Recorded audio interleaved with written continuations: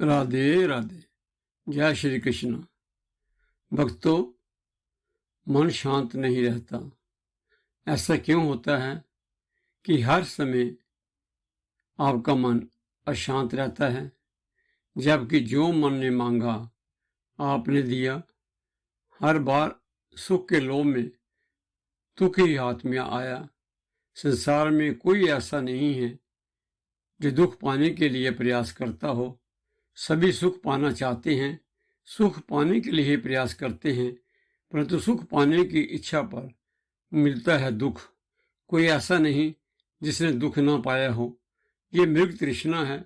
रेगिस्तान में दूर से जो जल दिखाई देता है, जब पास जाते हैं तो वहां हमें रेत दिखाई देती है। परंतु जीने की इच्छा व्यक्ति को जीवन में बार बार दौड़ाती है। जीवन का अंत होता है, नया जीवन मिलता है, फिर वही कहानी बागम बाग।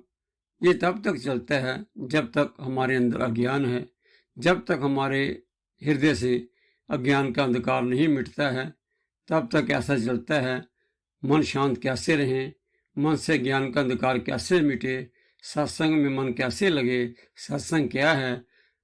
मन के सभी रोगों का एक ही वैद्य है, सत्संग। सत्संग क्या होता है?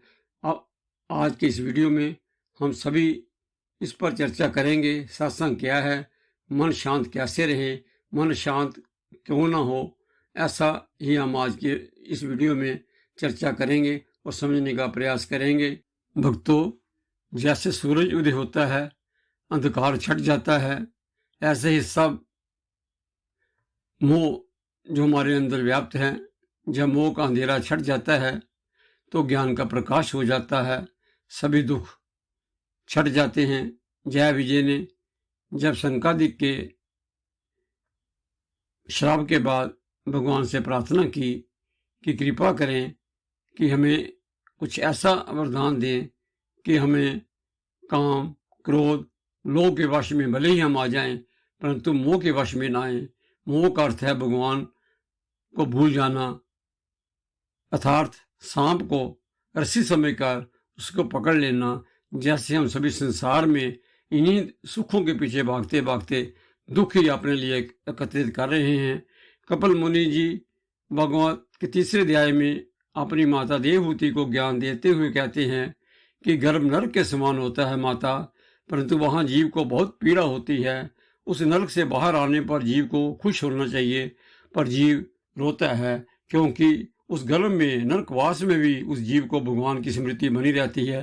परंतु जब ही जीव मनुष्य का चोला धारण करके गर्भ से बाहर आता है तो प्रभु की स्मृति हो जाती है, प्रभु भूल जाते हैं। संसार में जितने दुख हैं उन सब का मूल कारण है भगवत को भूल जाना।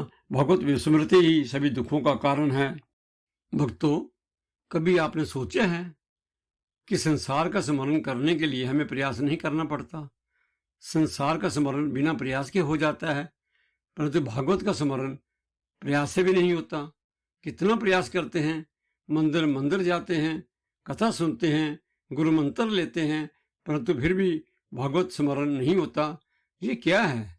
इसके मूल में क्या है? इसके मूल में मोह है। कसाई शालिग्राम से मांस बेचता रहा था, परंतु उससे भी प्रभु की प्राप्ति हुई। विवेक जगाओ, जागे तो ध्यान रखो, फिर खो सकता है। भक्तों, विवेक एक बार जाग जाए तो दोबारा खो जाता है, दोबारा हम गलत रास्ते पर लग जाते हैं। बिन हरि शरण सुख नहीं कबहू, हरि के शरण गए बिना सुख नहीं प्राप्त होता है। ऐसा कथावाचक कहते हैं कि भक्त और प्रभु के बीच किसी को ना लाओ। याद रखें, व्यासपीठ या कोई भी जो भी कथा कहता है, कथा को सुनो और प्रभु की भक्ति में लग जाओ। प्रभु जितने उनके हैं उतने ही आपके भी हैं। कथावाचक व्यासपीठ से केवल आपको भगवान को प्राप्त करने का, उस भागवत को प्राप्त करने का मार्ग दर्शा सकते हैं, परंतु उस मार्ग पर आपने चलना है। आप उस मार्ग पर चलेंगे तो आपको लक्ष्य की प्राप्ति होगी। भक्तों, ये प्रतियोगिता नहीं है, कोई कुछ देने में समर्थवान नहीं है सिवाय श्री जी के। 2-4 दिन में नहीं होगा, 2-4 साल भी लग सकते हैं। 2 और 4 जन्म भी लग सकते हैं, जन्म जन्म तक भी लग सकते हैं। दोस्तों, ऐसा कहा गया है कि जन्म जन्म मुनि जतन कराही, अंत समय राम आवत नाही। जन्म जन्म प्रयास करने के बाद भी कई बार राम नहीं मिलते। अपने प्रयास करते रहिए, प्रयास में लगते रहिए, सत्संग में जाते रहिए।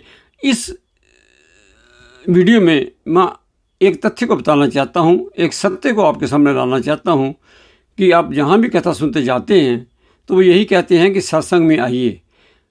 आप सत्संग में नहीं जा पाते, कई कारण हो सकते हैं, आपको समय नहीं मिलता या बहुत सारे आपको काम हैं, आप सत्संग में नहीं जा सकते। सत्संग का ये अर्थ नहीं है कि आप कथा में ही जाकर सत्संग कर सकते हैं। सत्संग का अर्थ है सत्य का संग करना। सत्य का संग करना, सत्य कौन है? वो परमपिता परमात्मा, वो परमेश्वर, वो सत्य हैं। उनका संग करना, उनका संग आप अकेले बैठकर घर में भी कर सकते हैं। सत्संग का अर्थ यही है कि सत्य का संग करना। परंतु ये भ्रमित किया जाता है कि सत्संग वही है जहाँ पर बहुत सारे लोग एकत्रित हों, बहुत सारे ताम झाम हो, गुरु जी कथा कर रहे हों, उसी को सत्संग कहा जाता है। ऐसा बिल्कुल भी नहीं है। सत्संग का अर्थ है सत्य का संग करना, सत्य के साथ जुड़ना। सत्य कौन है? परमपिता परमात्मा, वो परमेश्वर, वो परमात्मा, वो भगवान, वो आपके इष्ट, वो सत्य हैं। उनके साथ जुड़ने के लिए आपको कहीं जाने की ज़रूरत नहीं है। आपके हृदय में वास करते हैं और आप अकेले बैठकर ही ऐसा ध्यान करें कि मेरे प्रभु, मेरे सत्य, मेरे परमेश्वर मेरे सामने बैठे हैं। तो मैं सत्संग, उनके साथ जुड़िए, उनका जप कीजिए, उनका ध्यान कीजिए, उनके भजन गाइए, तो ये सत्संग ही हो जाएगा। सत्संग से विधि के पुण्य आपको प्राप्त होगा। भक्तों, कौन कहता है कि शरीर प्रभु को पाने में बाधा है? शरीर प्रभु से जुड़ने का साधन है। प्रभु से जुड़ने का प्रयास करते रहिए। प्रभु के नाम का श्रवण, कीर्तन और मनन करते रहिए, चिंतन करते रहिए। सत्संग में बैठकर प्रभु के नाम का श्रवण, कीर्तन और सत्संग करने से मन शांत होता है।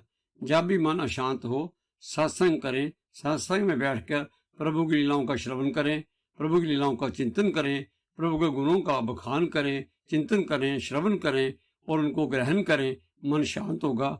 सत्संग में बैठकर श्रवण, कीर्तन और प्रभु के नाम का मनन करने से मन अवश्य शांत होता है। भक्तों, आज के लिए बस इतना ही। अब हम अपनी वाणी को विराम देते हैं। अगर आज का ये वीडियो आपको अच्छा लगा तो लाइक करें, अपने ग्रुप में शेयर करना ना भूलें और अगर चैनल पर आप पहली बार आए हैं तो सब्सक्राइब अवश्य करें। राधे राधे।